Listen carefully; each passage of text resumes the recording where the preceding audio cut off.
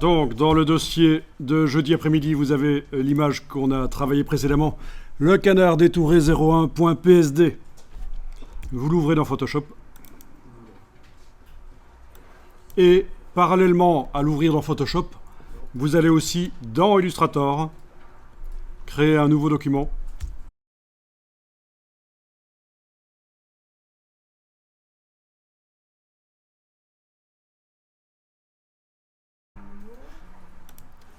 Fichier importé, vous allez chercher là où il se trouve le canard détouré 01.psd, donc c'est dans le dossier jeudi après-midi. C'est le même fichier qui va être ouvert à la fois dans Photoshop et dans Illustrator. Alors dans la boîte d'importation Illustrator, bien sûr, vous gardez bien l'option lier cochée. C'est important. Il faut que ce soit un fichier lié. Monsieur, c'est importé lié ou importé incorporé? Cliquez, glissez. Alors, ta question, est-ce que c'est importé et lié ou importé et incorporé? À mon avis, tu es dans Photoshop. Là, je suis dans Illustrator et j'importe l'image Illustrator et je ne vois pas cette option qui sont des options Photoshop, en fait. Donc, nous avons ouvert l'image dans Photoshop, fichier ouvrir, et nous avons créé un document Illustrator où nous avons importé la même image, fichier importé. Voilà. Alors voilà, on va avoir dans Illustrator l'image sélectionnée, on va aller dans le panneau vectorisation de l'image, donc menu fenêtre, vectorisation de l'image. Et là, vous allez enclencher la case aperçu. On vous dit la vectorisation risque d'être lente sur cette grande image, voulez-vous continuer? Vous cliquez OK, malgré tout. Voilà, ça n'a pas été si lent que ça parce que c'était juste une vectorisation noir et blanc. Donc, tu as un canard blanc, tu n'as pas le même canard que moi. Non, moi j'ai un canard avec des pattes oranges. Il est comment? Ah, un canard avec des pattes oranges, canard à l'orange, c'est délicieux ça. Donc, ton canard est blanc et quand tu as enclenché la vectorisation, trêve de plaisanterie, il reste pas grand-chose, quoi. Mais c'est pas grave, l'exercice va quand même pouvoir fonctionner pour toi pour la suite. Donc, on va régler le problème de l'image qui était trop lente et c'est vrai que ça peut être trop lent. Donc vous allez dans Photoshop, évidemment sans quitter vraiment Illustrator, vous passez juste à Photoshop. Et alors là, on va aller dans la palette des calques. Et dans la palette des calques, on va ce calque-ci, le calque 0, le mettre dans ce qu'on appelle un calque d'objet dynamique. À droite du nom, ici calque 0, vous faites un clic droit et vous demandez convertir en objet dynamique. Et du coup, à l'intérieur de l'objet dynamique, on a le calque et son masque de fusion. Vous avez déjà entendu parler des objets dynamiques dans Photoshop? C'est nouveau pour vous, c'est grave, vous devez savoir absolument ce que c'est. C'est essentiel de connaître ça dans Photoshop. Voilà. Ça permet de faire plein de choses, notamment de préserver la qualité des pixels dans les images. On peut redimensionner les images et les pixels, ça reste correct. Ça permet de mettre des filtres dynamiques. On applique des filtres, ils sont modifiables. Alors que si vous ne mettez pas ça sur un objet dynamique, le filtre s'applique. Pour le modifier après, vous pouvez aller... voilà. Ça ne marche pas. Enfin voilà, les objets dynamiques, c'est quelque chose qui est apparu avec la version CS4 de Photoshop et c'est une révolution. C'est une révolution au même titre que ce qui est arrivé en 1994 quand dans la version 3 de Photoshop, les calques sont apparus. Alors qu'avant, il n'y avait pas de calque. Ah, on faisait comment? Ah ben on se débrouillait avec plusieurs images au tampon, entre deux images, on transférait des informations, c'est tout à fait possible de faire du travail dans Photoshop sans calque, mais bon, il n'y avait pas le choix. Mais donc les calques, ça a vraiment été une révolution, ça a facilité les choses en 1994, et là, dans la version CS4 de Photoshop, les objets dynamiques sont apparus. Si vous ne connaissez pas ça et que vous ne pouvez pas prétendre connaître Photoshop, c'est grave. C'est une des premières choses qu'on va vérifier. Si on teste vos connaissances dans une boîte, on va vérifier que vous faites du non destructif. Bon, ceci dit, on va maintenant aller dans le menu Images, taille de l'image. Vous avez rééchantillonnage qui doit être coché, le moteur de multiplication et de division du nombre de pixels dans les images. Vous avez ici l'unité de mesure qui doit être %. Et nous allons par exemple passer à 10%, ce qui nous fait combien de fois moins de pixels? Gros piège. 10 fois moins, excellent. Sauf que non, quand vous avez un carré de 10 cm sur 10 et que vous le réduisez à un carré de 1 sur 1, 10%, vous avez 100 fois moins. Donc c'est 100 fois moins de pixels si on met 10% ici. Ah oui, un carré de 10 sur 10. Vous réduisez par 10 la largeur et la hauteur, donc 10%. Il vous reste un carré de 1 sur 1. C'est 100 fois moins que 10 sur 10. Donc ouais, c'est le gros piège, tout le monde s'y laisse prendre. Ok, voilà. Donc, allons voir cette bestiole, ce qu'il en reste.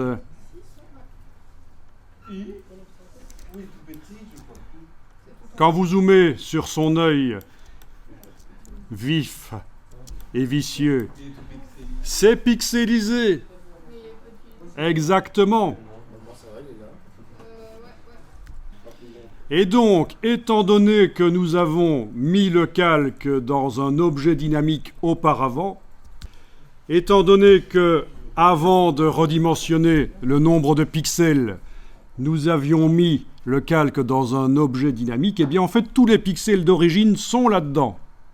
Ce qui fait que si maintenant vous redimensionnez dans l'autre sens, bien sûr vous allez dire on pourrait faire un CTRL-Z, mais ce n'est pas l'intérêt de la démonstration. On ne va pas annuler leur dimensionnement vers le bas, on va voir que si maintenant on multiplie les pixels, ça fait réapparaître du détail. Vous allez dans Images, taille de l'image.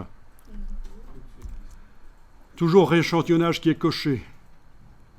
Vous allez indiquer ici en pourcent, 400%. Ça fait combien de fois plus de pixels? 4 fois plus de pixels? Vous êtes certain? Non, pas 40. Non, pas 400. On part d'un carré de 1 cm sur 1 et on obtient un carré de 4 sur 4. Il y a combien de fois plus de surface? 4 fois. 1 sur 1 et on passe à 4 sur 4. Vous avez un carré de 1 cm sur 1. Vous l'agrandissez à 4 cm sur 4. Combien y a-t-il de fois plus de surface de carré? Ah, les maths, c'est dur. Hein. Et si je vous dis 16, ça vous étonne? Mais 4 fois 4, 4 fois 4, Donc voilà, c'est le principe ici. Si vous ne multipliez pas à 400% la largeur et la hauteur, vous avez 16 fois plus de pixels. Ah, j'allais me tromper, vous m'avez enduit dans l'erreur. 16 fois plus de pixels, évidemment. Ok. Et donc, du coup, où est-il? Ben, le détail réapparaît. C'est magique, ça. D'accord? Si on n'avait pas fait l'objet dynamique, ça ne marcherait pas comme ça. Ça ne serait pas si évident que ça. Et donc, c'est ça qui est intéressant avec l'objet dynamique. Alors, ok. Il nous faut une image avec moins de pixels. Voyons un peu. On va voir s'il nous dit toujours qu'il y a trop de pixels quand on est dans Illustrator. Alors, on va enregistrer l'image sur le disque dur. On va mettre à jour le fichier. Vous ne changez pas de nom. Vous faites fichier enregistré. Parce qu'en fait, il est utilisé par Illustrator, donc il ne faut pas changer le nom. Voilà, on a fait fichier enregistré. L'image sur le disque dur est mise à jour.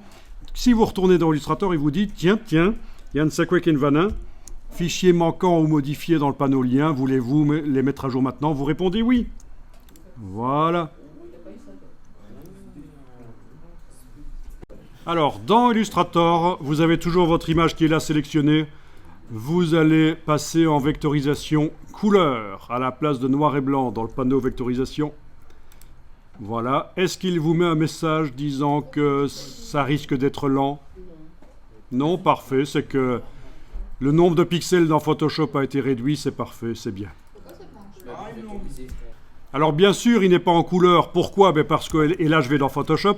C'est parce que dans Photoshop, on a le calque noir et blanc qui est visible. On va enlever l'œil en face du calque noir et blanc. On va faire fichier enregistré pour mettre à jour le fichier sur le disque dur. On va dans Illustrator. Il vous dit fichier manquant.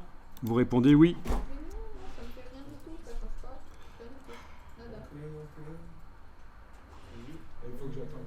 Voilà, ça prend un peu de temps et voilà, vous avez une vectorisation couleur. Donc dans Illustrator, votre image est sélectionnée. C'est une vectorisation, mais le problème c'est qu'il y a trop de couleurs différentes. On est à 30 couleurs de vectorisation, vous le voyez. Donc ça ne sert pas à grand chose. Vous obtenez une image qui finalement ressemble à une image pixel, mais de mauvaise qualité. On dirait que c'est une image pixel pourrie. Donc ce qu'on va essayer, c'est d'obtenir quelque chose de plus graphique. Par exemple, si vous indiquez 2 ici, touche tabulation, ça va recalculer. Et vous obtenez une version en 2 niveaux, noir et blanc. Bon, donc c'est pas la solution non plus, on va essayer 4. 4, touche tabulation pour valider. Ça recalcule. Et là, ça ressemble déjà un peu plus à une vectorisation. Bien, on va retourner dans Photoshop. On va redimensionner parce que chez moi, en tout cas, je trouve que quand ça vectorise, c'est un peu lent. Je dois chaque fois attendre 5 secondes, 10 secondes que ça se fasse et c'est ennuyeux. Donc, dans le menu Image, taille de l'image, n'hésitez pas à réduire le nombre de pixels. Je suis actuellement à 1000 sur 1000 à peu près. Je vais passer à 50% de ça. C'est 500 sur 500 par exemple. OK.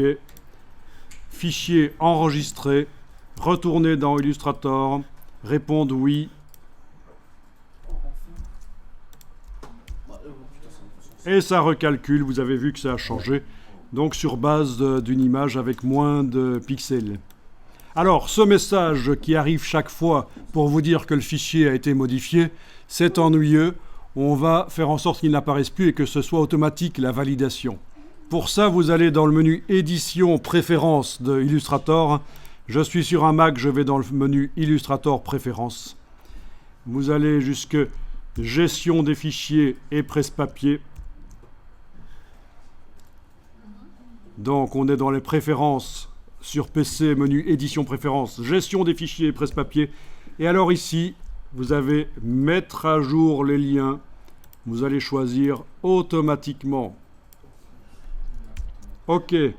Du coup, quand on va modifier dans Photoshop et qu'on enregistre le fichier sur disque dur, la modification se fera automatiquement dans Illustrator. Donc la suite, c'est celle-ci. Je vais dans Photoshop et je vais mettre un calque de réglage, par exemple, de type courbe. Voilà le calque de réglage de type courbe qui s'est mis au-dessus de l'objet dynamique dans la palette des calques. Et donc, si je modifie la courbe, ça va modifier. Si je modifie la courbe, ça va modifier le canard. Et c'est là que vous allez pouvoir éventuellement baisser la luminosité. Si vous avez un canard qui est blanc, vous allez pouvoir baisser la luminosité en mettant un point dans la courbe et en le bougeant. Et si vous mettez 2 points, vous allez pouvoir les bouger l'un par rapport à l'autre pour régler le contraste. Voilà la manière professionnelle de régler le contraste dans Photoshop. Le calque de réglage luminosité contraste, c'est pour les débutants, c'est pour Pépé qui fait du Photoshop le dimanche après la messe. Mais vous, vous êtes des pros, vous n'allez pas utiliser le calque de réglage luminosité contraste. Vous avez ceci qui est beaucoup mieux, parce qu'on sait mettre 2 points et les bouger, ça règle à la fois la luminosité et le contraste, mais on peut aller jusqu'à 16 points sur la courbe. C'est beaucoup mieux, et la courbe peut s'agrandir. On doit laisser en RGB alors. Vous faites fichier enregistré, si vous avez réussi à assombrir votre canard qui était clair. Normalement, du détail est réapparu sur le pelage, sur le plumage pardon, du canard. Et donc, quand on va dans Illustrator, ça devrait remodifier la vectorisation. Donc, l'idée ici, c'est quoi? C'est que le panneau vectorisation de Illustrator permet de faire certaines choses. Il y a aussi les paramètres avancés ici, où vous pouvez choisir les angles. Voilà, les angles, plus ou moins d'angles. Allez, je vais y aller à fond dans les angles. Voilà, on a des choses plus anguleuses en principe. Le bruit, c'est le flou pour enlever du détail. Voilà. Les tracés, est-ce que c'est fidèle ou pas? Vous vérifiez.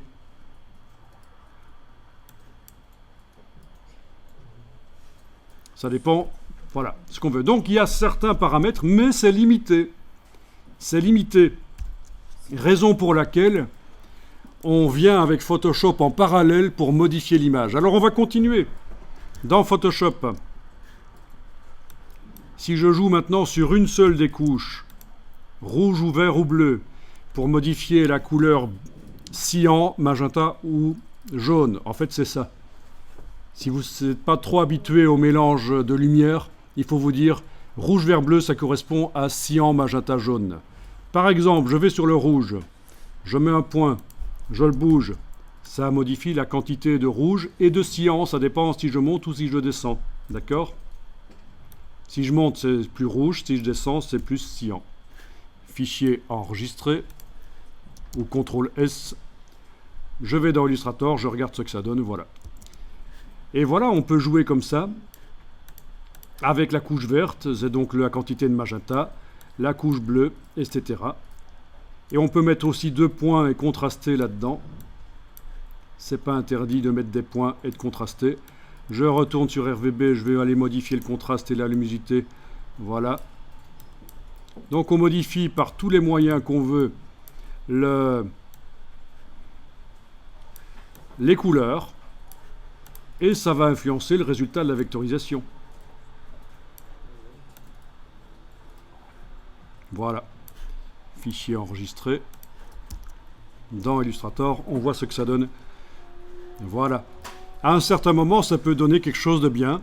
Et il faut surtout conserver ça. C'est-à-dire qu'il ne faut plus modifier le fichier Photoshop, ni le panneau vectorisation. Il faut conserver ça. Alors, on va enregistrer. Si j'avais le temps, je vous montrerai plus en détail comment cette technique-là fonctionne parce que c'est vraiment très très intéressant. Donc, je vais enregistrer ça dans un dossier que je vais faire ici. Illustrator, vendredi après-midi. Oui, c'est ça.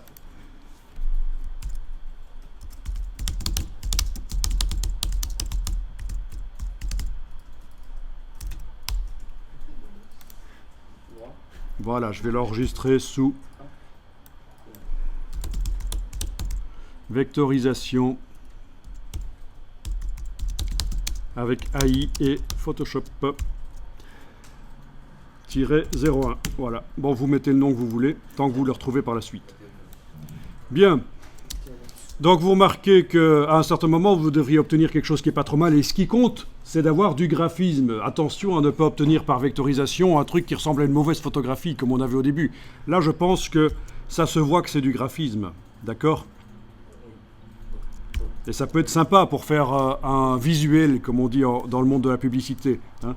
Ceux qui sont allés dans le monde de la publicité connaissent. Hein. Au lieu de dire une image, ils vous parlent d'un visuel. Ça fait partie du jargon. Donc, voilà. Alors, ici, avec l'outil de plan de travail, je vais agrandir. Bien. Je vais dupliquer la vectorisation et je vais peut-être faire ici une version un peu différente où je vais augmenter le nombre de couleurs éventuellement dans cette version-là. Alors, passons à 10, touche tabulation. Voyons ce que ça va donner au niveau de la tête. Voilà, c'est la tête qui m'intéresse. OK. Bon, ça, c'est peut-être un peu mieux. Il faudra que j'aille redessiner en vectoriel un œil. Je ne vais pas essayer de m'énerver à essayer de faire apparaître un œil de canard au travers de la vectorisation. Le reste est pas mal aussi, hein, finalement, avec plus de couleurs. Le bout du bec est foireux, ce sera corrigé en vectoriel. Une fois qu'on aura décomposé la vectorisation, menu objet vectorisation décomposé, les vecteurs vont apparaître, on pourra les modifier comme si c'était des formes dessinées par soi-même. Voilà, donc l'idée c'est que sur base de ces 2 vectorisations, on va pouvoir faire un objet vectoriel intéressant. Comment? Eh bien, je vais dupliquer ici, je vais garder par sécurité les 2 vectorisations au-dessus et je vais les dupliquer là. Ah tiens, ok. il y a quelque chose qui pourrait être intéressant. Mais non, on va laisser comme ça. On va laisser comme ça, c'est bon. Quoique, dans vectorisation d'image, vous connaissez l'option ignorer le blanc. Voilà, comme ça on a de la transparence autour du canard. Même chose pour celui-là. Ignorer le blanc dans les paramètres avancés. Voilà. Donc, ces deux choses-là, je vais les décomposer. Donc, vectorisation du bas, objet, vectorisation de l'image décomposée. Des vecteurs vont apparaître, les voilà. Waouh. Même chose pour l'autre. Objet, vectorisation de l'image décomposée. Des vecteurs apparaissent. Super. Au départ de ça, je vais donc encore agrandir. Je vous montre un peu la logique de travail. Je vais agrandir et je vais aller sélectionner avec la flèche blanche la tête du canard ici qui m'intéresse, la copier, la coller là, voilà. Et puis le corps ici, je le trouve plus intéressant comme ça que dans l'autre vectorisation comme ça. Ceci dit, c'est quand même intéressant là aussi. Le corps, je le sélectionne à la flèche blanche, copier, et je vais aller le coller ici. Voilà, il me reste à assembler les deux, et j'ai... Voilà. J'ai une vectorisation nickel. Donc très intéressant cette logique de travail. Flèche blanche. Ok, supprimé. Très intéressant cette logique de travail. Et alors on disait pour l'œil que je vais faire sur un calque à part pour que ce soit plus facile. Nouveau calque dans la palette des calques, verrouiller le calque 1. L'œil, vous allez le faire. Il faut que je vois où était l'œil sur ce canard. Ouais, il est là, ok, parce que je ne connais pas trop. En général, quand je les vois, ils n'ont plus leur tête. Et ils ont de la sauce autour. Donc voilà. Monsieur, j'ai un petit problème. Vous êtes cruel. Voilà le canard. L'œil que je vais aller faire là éventuellement. Ok, on va dire que c'est bon comme ça. Voilà, c'est vite fait. Ok, ça n'est pas très réaliste bien sûr, mais vous avez ici la logique. Si je voulais que ce soit plus réaliste, je mettrais des dégradés dedans en fait. Hein. Je mettrais des dégradés là-dedans et ce serait un peu plus réaliste. Il faudrait y passer un peu de temps. Monsieur, Évidemment. j'ai un petit problème. Voilà. Ok. Enfin, vous voyez un peu la logique derrière ça. Vous voyez un peu la logique. Ok.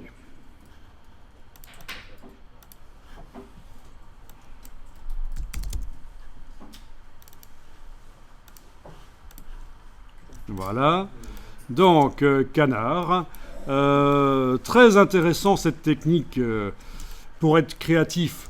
C'est pas pour rien que ça s'appelle la Creative Suite. Les logiciels peuvent être utilisés ensemble, en même temps, sur le même document. Voilà, voilà. Après, tout ça peut être déverrouillé, dupliqué ensemble. Voilà. Ah tiens, je vais reverrouiller celui du dessus. Donc les deux parties se sont fusionnées. Elles ne se sont pas fusionnées, elles ont juste été superposées, mais c'est toujours séparé en fait. Hein. Les deux parties sont toujours séparées en fait. Je veux dire, c'est juste une superposition de vecteurs. Il n'y a pas de problème. Voilà. Après, vraiment, il faut tester. Il n'y a pas de secret. Il faut passer du temps, oser. Et surtout, être ouvert à du graphisme qui ne correspond pas à ce que vous voudriez nécessairement faire. C'est-à-dire qu'en tant que débutant graphiste, vous admirez certains graphistes qui font certaines choses que vous trouvez super, et tout ce qui ne ressemble pas à ça, vous pensez que c'est pas bon. En réalité, il faut être ouvert à tout. Il faut aller visiter des musées. Il faut s'être abonné à des groupes Facebook, à des groupes sur n'importe quelle plateforme, peu importe que ce soit Facebook ou pas, pour se cultiver. Et là, vous êtes vraiment ouvert à plein de choses et vous arrivez à voir si ce que vous faites est acceptable ou pas. Voilà. Il faut faire des tests. Ok, donc il y a plein de choses qui sont encore possibles ici. Je sélectionne. Vous vous souvenez, affichage, masquer le contour de sélection, ça vous dit quelque chose? Ça reste sélectionné, mais on ne voit plus les vecteurs par-dessus. Ici, si je teste, je suis en train de tester, je teste juste des petits trucs. J'affiche le contour dans la palette des outils. Je vais mettre du blanc comme contour. Voilà ce que ça donne.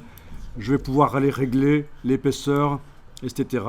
Donc contour, régler l'épaisseur. Ok.